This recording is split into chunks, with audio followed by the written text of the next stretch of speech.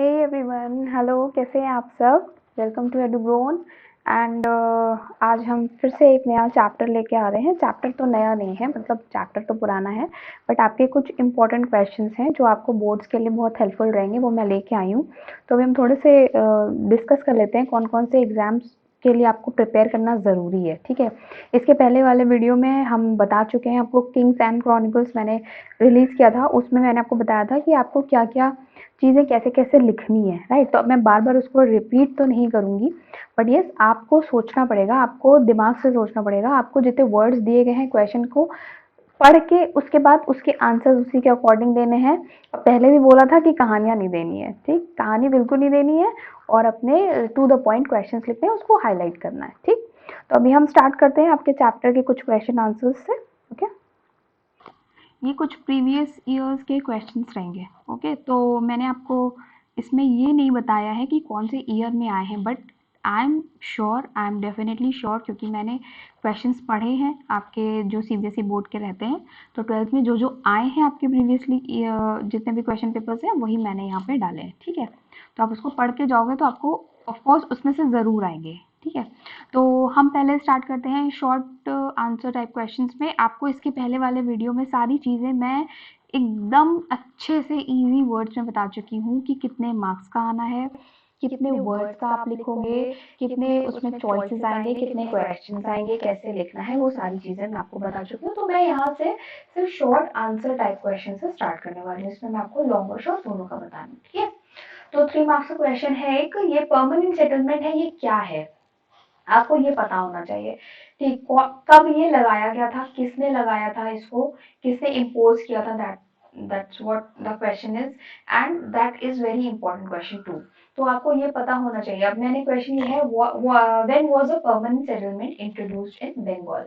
बंगाल में कब इंट्रोड्यूस किया गया था, इसको लर्न कर लो, अच्छे से याद कर लो कि कौन सा ईयर था, किसने इन्फोर्स किया था, इसको भी याद रख लो, कॉर्नवालिस था। ठीक है, चलो हम स्टार्ट करते हैं आंसर से। The British introduce a new system of revenue collection.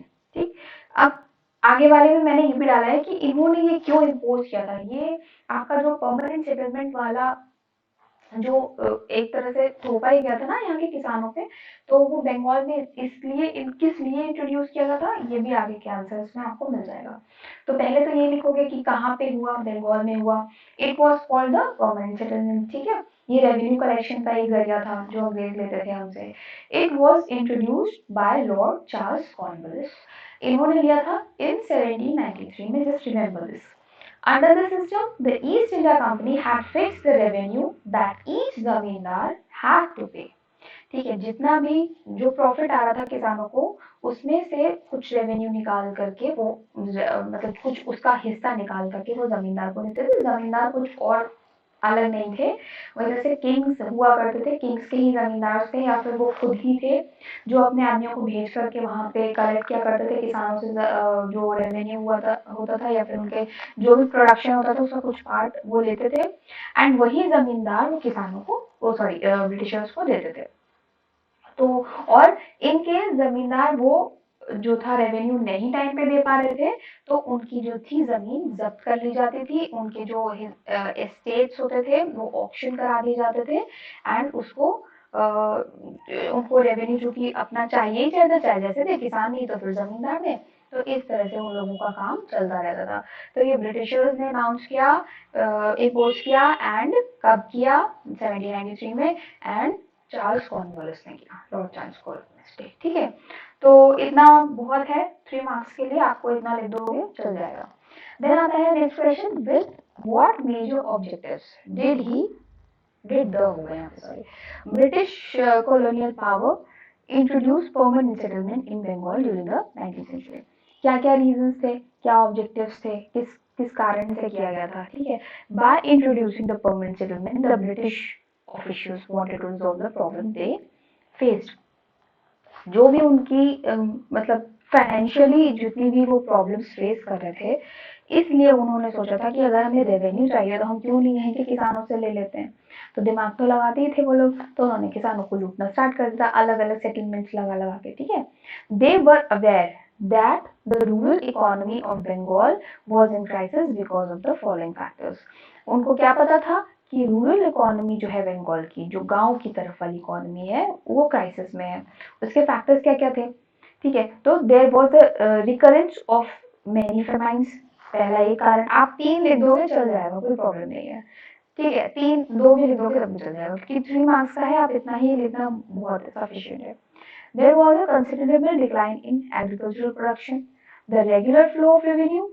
एक रीजन ये था कि एक वो रेगुलर फ्लो चाहते थे, और उस रेगुलर फ्लो के लिए ही उन्होंने ऑक्शन वाला भी एक डाल दिया था उसमें, कि ये भी प्रोविजन रहेगा, अगर जमींदार नहीं दे पाएंगे तो हम उनकी जमीन ऑप्शन करवा देंगे। तो इस तरह से उनका रेवेन्यू का फ्लो बना रहेगा। तो उस समय क्या थी, द नीड ऑफ आर्ट, उसकी वो उन लोगों की जरूरत थी, क्योंकि देखो ब्रिटिशर्स जो थे वो यहाँ पे तो नहीं, बट वो अपनी कंट्री में बहुत लैविश लाइफ जीते थे, एंड वो यहाँ से जितना भी लग्जरी थी वो सब यहीं के रेवेन्यू से कलेक्ट करके फिर वहाँ पे ऐश से रहते थे। तो इस तरह से उनके लिए वो that was the need of for art. The British officials realized the need to enhance revenue resources. This could be done encouraging investments in agriculture and trade. Therefore, they permanently fixed the rates of revenue, ensure a regular flow of revenue. अभी आपको ये भी मैंने आपको chapter समझाया था, तो ये भी बताया था कि उन्होंने एक पर्टिकुलर ये रखा था अमाउंट, कि यस हमें इतना चाहिए, इतना मतलब चाहिए ही चाहिए। कुछ पार्ट उन्होंने डिसाइड कर लिया था कि सपोज करिए कि जो किसान थे उनका 1000 उनके पास रुपीज उन्होंने प्रॉफिट कमाया, तो उसमें से ये था कि 800 रुपए तो आपको देने ही देने थे, फिक्स अमाउंट था, ठीक। तो इस तरह से उनका रेगुलर जो था फ्लो रेवेन्यू का बना रहता था, और उनको पैसों की कभी कोई कमी नहीं होती थी, क्योंकि वो तो लूट रहे थे बैठ करके। Okay, next question is why ryots यहाँ पे पेजेंट्स के लिए यूज हुआ है, remain loyal to the former zamindar instead of the new zamindars. इसके दो रीजन दे रहे थे। जमींदार जो पुराने हुआ करते थे तो वो ज्यादा ट्रस्टवर्दी लगते थे किसानों को, उन्हें लगता था कि वो उनके बेनिफिट के लिए काम कर रहे हैं, उनको उनके अंदर सेंस ऑफ लॉयल्टी थी अपने पुराने जो जमींदार थे उनके लिए। एंड वो सही भी था, क्योंकि जो पुराने जमींदार थे वो किसानों का एक्सप्लॉयटेशन नहीं करते थे, वो उनको ज्यादा से ज्यादा सपोर्ट करते थे अगेंस्ट द ब्रिटिशर्स। तो इस तरह से वो बहुत लॉयल थे अपने पुराने जमींदार के लिए। The sale of zamindari disturb their pride and their sense of identity. धीरे धीरे क्या हुआ, जो न्यू जमींदार आने लग गए तो उन्होंने अपना प्रॉफिट ज्यादा देखना स्टार्ट कर दिया, और उन्होंने कोशिश ये की कि हम मतलब वो किसानों से भी एक तरह से ज्यादा रेवेन्यू ले लेते थे, एंड उसके बाद वहां पे ब्रिटिशर्स को भी उतना नहीं देते थे। तो एक एक तरह से मीडियोकर का काम करते थे, उनको उससे काफी फायदा होता। देखो उधर से कुछ ना कुछ तो ब्रिटिशर्स भी उनको मिलता ही था उनकी तरफ से भी, ने इवन किसानों को भी लूट रहे थे। तो एक तरह से जो न्यू जमींदार थे वो उतनी अच्छी रिलेशन नहीं बना पाए थे पेरेंट्स के बीच में। इसलिए ये रीजंस आप दे सकते हो, कोई भी दो रीजंस जो आपने बुक में देखे हैं, ये मैंने दो यहाँ पे डिफाइन कर दिए। देन आता है कि दामिनी को क्या होता है। दामिनी को या आप कुछ भी बोल सकते हो, जो आप इजी बोल सकते हो, ठीक है। Damini was the land of Santhals situated in the Rajmahal hills. मैं बता चुकी हूँ आपको, संथाल्स की ही लैंड हुआ करती थी ये, राजमहल हिल्स में ये सिचुएटेड थी। आपको ये चीज को हाईलाइट कर दोगे तो अच्छा रहेगा, थोड़ा सा हाईलाइट करोगे आप। कुछ भी अगर आपके आंसर्स लिख रहे हो, कोई पर्टिकुलर नेम लिख रहे हो, कोई जगह लिख रहे हो या something year you are writing, then you have to mark it. तो आप अगर उसको मार्क कर दोगे, आप उसको हाईलाइट कर दोगे, डिफरेंट पेन से लिख दोगे, तो वो टीचर को एकदम से दिखाई दे जाता है, सामने तो मार्क्स अच्छे मिल जाते हैं। टीचर एक ही वर्ड तो पढ़ता नहीं है, ठीक। The British persuaded the Sandhals to live in the foothills of Rajmahal by giving land to them. ये पता है आपको, ठीक है। By 1832 a large part of the land was demarcated, ठीक, as Damnico and was declared as the land of Sandhals। ये this was the story कि ये कहाँ से आया, ये किसका था, एंड ये कब संथालों के कब्जे में गया, कब उनको ये एरिया मिला। They had to live in this region, practice low agriculture, had to become settled agriculturals, ठीक। यहाँ पे संथाल क्या करते थे, अपना खेती बाड़ी करते थे, उसी से अपनी अर्निंग करते थे। There was a stipulation in the certificate of land grants that the minimum of 1/10 of the total area had to be cleared and had to cultivate it within the first 10 years। तो इसमें यही आपको देना पड़ेगा कि वो minimum कितना था, 1/10 एरिया, जो टोटल एरिया का था उसको क्लियर करना था, एंड 10 साल में ही, फर्स्ट 10 years में ही they had to cultivate it. So the whole of his region was surveyed and mapped. This region was enclosed by boundary pillars. In this way, this region was separated from the world of settled agriculturists, of plains and paharias of the hills. तो इतना अगर आप लिखते हो इस के बारे में, तो ये लैंड आप पूरा कवर कर लेते हो, मतलब कि कहाँ से उनके अंडर में आया, वो वहाँ पे क्या करते थे, देन उनको कितने साल में वो चीज़ें, वो उतना पार्ट क्लियर करके वहाँ पे खेती करनी थी, एंड उसके बाद उस पूरे रीजन को मैपिंग करी गई। फिर बाउंड्रीज, पिलर्स, ये सब आप मेंशन कर देना, एंड लास्ट में क्या लिखोगे, in this way this region was separated, ठीक है, अलग हो गया था वो रीजन उससे, from the world of settle, ठीक है। तो आप ये इतना लिख देना, एंड अगर ट्राई करो कि आप इसको पॉइंट्स में लिख दो तो चलेगा, क्योंकि मैंने एक पैरा में लिख दिया, आप चाहो तो इसको पॉइंट्स में लिख दो, 4 और 5 पॉइंट्स इनफ रहेंगे, ठीक है, सफिशिएंट रहेंगे आपके आंसर्स के लिए। What was the other name of Bombay Deccan revenue system of the 1820s? Mention any 3 features of it. आपको मैंने यहाँ पे जो दिए हैं फीचर्स, इसमें से आप जो भी आपको इजी लगते हैं आप उसको लर्न कर सकते हैं। 3 दिए, आप 4 तो लर्न करके जाओगे एटलीस्ट, तो आप एटलीस्ट 3 लिख पाओगे। The revenue system introduced by the British government in the Bombay Deccan was called as the Ryotwari settlement. इसको रायतवाड़ी, अगर आपको इनकेस क्वेश्चन थोड़ा सा डिफरेंट आ जाता है, ठीक है, रायतवाड़ी आ जाता है सेटलमेंट, तो आप एकदम से कंफ्यूज मत हो जाना कि बॉम्बे डेकन रेवेन्यू सिस्टम था एंड ये यहाँ पे कैसे गया, सेम ईयर है, 1820s में रहा था। तो आप अगर बोला जाता है तो आप प्लीज आंसर सेम रहेगा। It had the following features, कौन कौन से फीचर्स थे, the revenue was directly settled by the peasant और द राइट, ठीक है, जो रेवेन्यू था वो सेटल कौन करता था, पेजेंट्स करते थे। It estimated the average income from different types of soil, ठीक, सॉइल्स के बारे में, अलग अलग सॉइल्स के अलग अलग एवरेज इनकम रहती थी, वो एस्टिमेट की जाती थी अकॉर्डिंग टू द सॉइल, कैसी है type of soil. It also assessed the revenue paying capacity of the ryot. It fixed a proportionate amount of the revenue as a share of the state. तो इसमें से आप, मुझे लगता है कि आप इसका फर्स्ट सेकेंड थर्ड ये इतना पॉइंट लिख दो, चल जाएगा, ठीक है। 3 फीचर्स बोले हैं, 3 फीचर्स आर देयर, तो ये कर लेना। नेक्स्ट आता है, मैं लॉन्ग क्वेश्चंस हैं, ये आपको 6 मार्क्स के लिखने होंगे, ठीक है। तो इसके वर्डिंग्स आप देख लेना कि ज़्यादा नहीं होने चाहिए। लॉन्ग क्वेश्चन का ये मतलब बिल्कुल नहीं होता है कि आप एकदम डे 1 से स्टोरी स्टार्ट करो, एकदम एंड में खत्म करो। जितना पूछा जा रहा है आप उतना जवाब देना, कि आपको बहुत सारे आगे भी आंसर्स लिखने होते हैं, आपको उसके लिए भी एक पैसेज जो आता है, आपको उसके लिए केस स्टडी के लिए भी टाइम चाहिए होता। तो आप लॉन्ग क्वेश्चन पे थोड़ा सा वैसे पॉइंट्स लिखना, सॉलिड पॉइंट्स लिखो, एंड बहुत बढ़ा चढ़ा के लिखने की जरूरत नहीं है। Critically examine the fifth report of the late 18th century. Fifth report के बारे में क्या था, it was submitted to the British Parliament, कब सबमिट की गई थी, 1813 में, तो आप इसको हाईलाइट कर सकते हैं।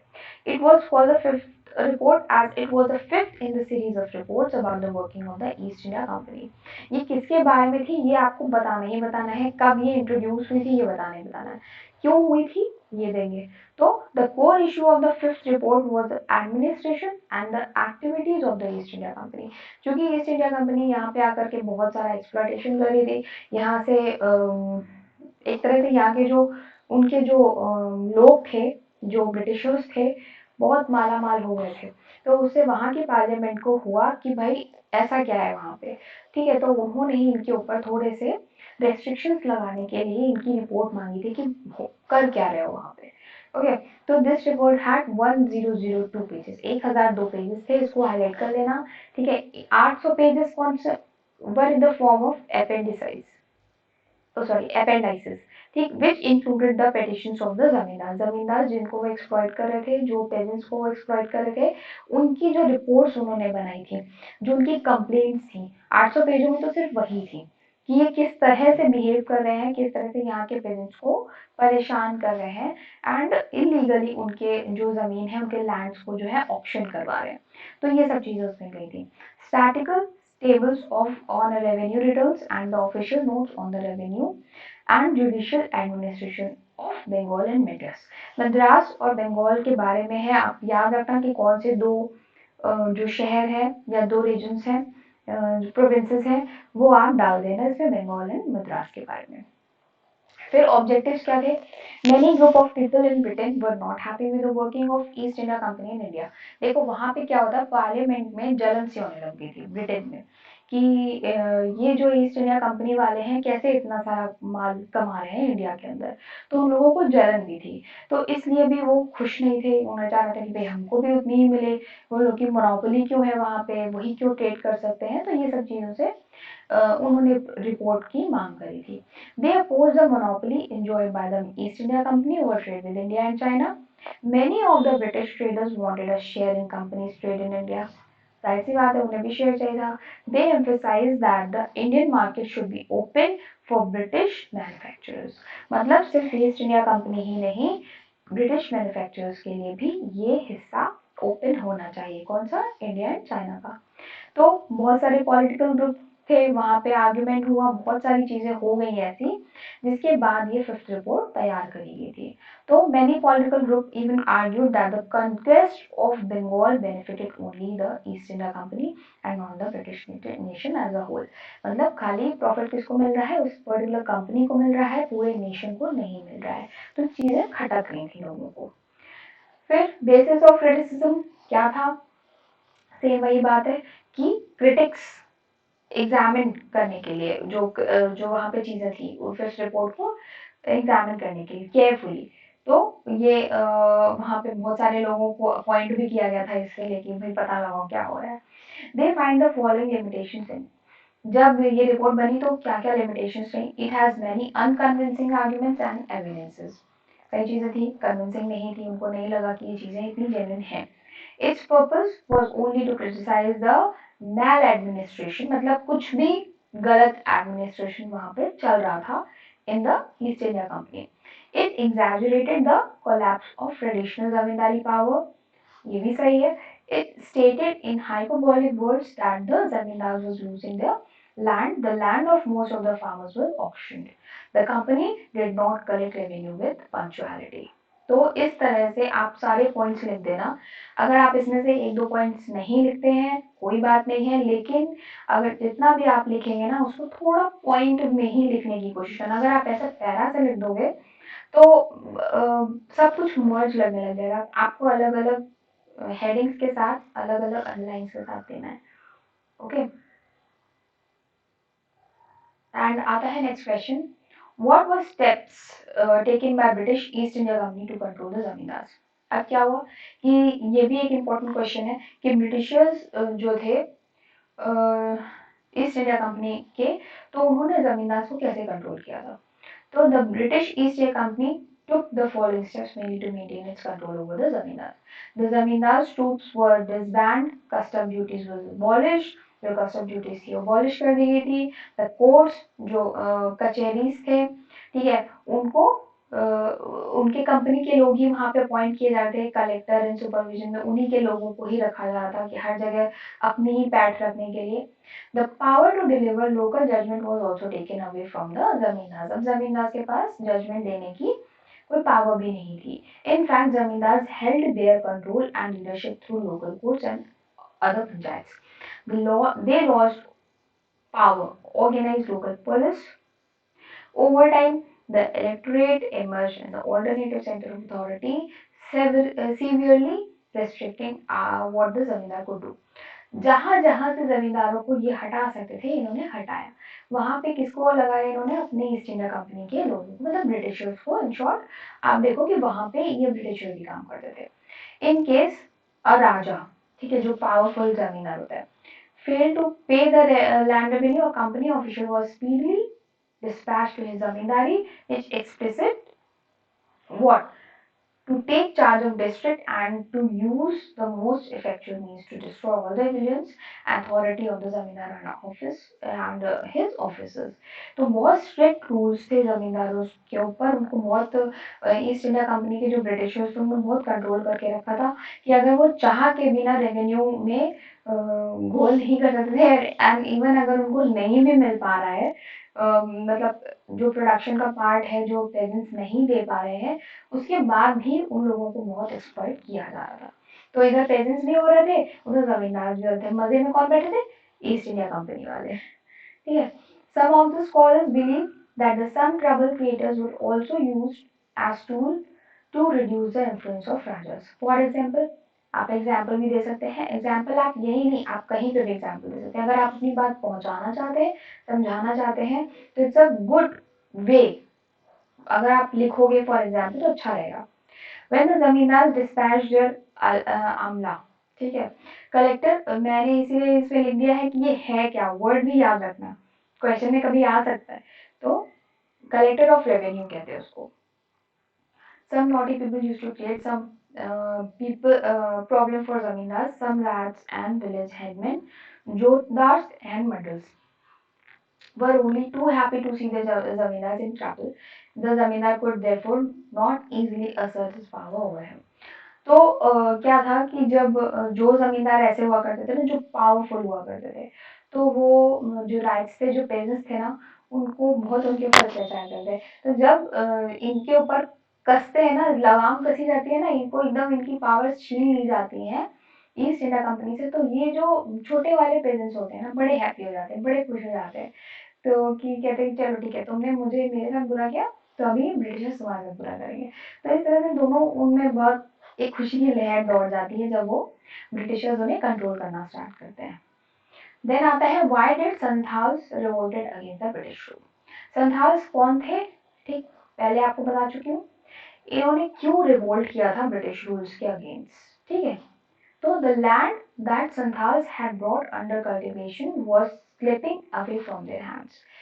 जितने भी लैंड्स इंडिया में हुआ करते थे, उसमें सबसे ज्यादा क्या होता था कि ब्रिटिशर्स को ही सारा रेवेन्यू चाहिए होता था।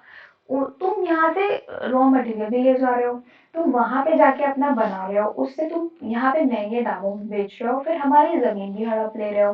तो इस तरह से बहुत ज्यादा परेशान कर दिया था इन्होंने हर प्रेजेंट को, हर मतलब किसानों को। तो संथाल्स ने इसके खिलाफ में रिवोल्ट किया था। तो एक ये रीजन लोगे, ठीक है, उनकी लैंड उनके हाथ से निकल गई थी। The state was levying heavy taxes on the land that the Santhals had cleared. Moneylenders were charging them high rates of interest. अगर वो लेते हैं, देखो लैंड उनके पास है नहीं, हैवी टैक्सेस वो दे रहे हैं, अगर वो लोन लेते हैं तो उनको बहुत भारी इंटरेस्ट भी देना पड़ रहा था। तो ये भी एक रीजन हो गया। Money lenders were taking over the land and Santhal were in डेब्ट। अब उनको क्या हो गया, जब वो इंटरेस्ट नहीं दे पा रहे हैं, पैसे नहीं चुका पा रहे हैं, तो उनको क्या हो गया, वो कर्जे में डूबते चले जा रहे थे। 1850 में संथाल्स फेल्ट दैट द, अब ये आ गया है, उन्होंने कहा कि अब जमींदार के खिलाफ में रिबेल करना पड़ेगा, अब हो गया, बहुत हो गया सहने का। Money lenders and the colonial state in order to create an ideal world of themselves for themselves where they would rule. It was after the Santhal revolt that the Santhal Pargana was created, carving about 50 square miles from the district of Bhagalpur and Bhimpu. Birbhum and Bhagalpur district की बात है, ठीक है। ये आपको संथाल परगना कहाँ पे created था, ये शॉर्ट में भी आ सकता है, ओके। तो आप ये याद रखिएगा कौन कौन से डिस्ट्रिक्ट थे, भागलपुर एंड बीरभूम। तो अभी ये हाँ 1850 में क्या हो गया था, 1850 में इन्होंने रिवोल्ट किया था अगेंस्ट दीज जो जमींदार थे, जो इनको भी एक्सप्लॉइट कर रहे थे। तो ये आप थोड़े से इनका रिवोल्ट का टाइम याद रखना, ये जो दो डिस्ट्रिक्ट हैं इनके नाम याद रखना, ओके। तो अभी इतना बहुत है मेरे ख्याल से, अगर आप इतना पढ़ लोगे तो आई होप इसमें से तो डेफिनेटली आपको एक ना एक क्वेश्चन मिल ही जाएगा, चाहे वो लॉन्ग में मिले या शॉर्ट में मिले। But I guess and I let's hope for the best कि जितना मैंने पढ़ाया है आपको उतना समझ में आया हो और आप अच्छे से अच्छा अपना काम कर पाइए, ठीक है। तो अभी आपके लिए मैं ये वाला वाइंड अप करती हूँ। नेक्स्ट में आपको मिलती हूँ एक जो आपके नए चैप्टर में थोड़े और इम्पोर्टेंट क्वेश्चंस हैं वो मैंने बना लिए, वो आपको मैं बताती हूँ, ओके। तो till then all the best and keep studying, bye bye.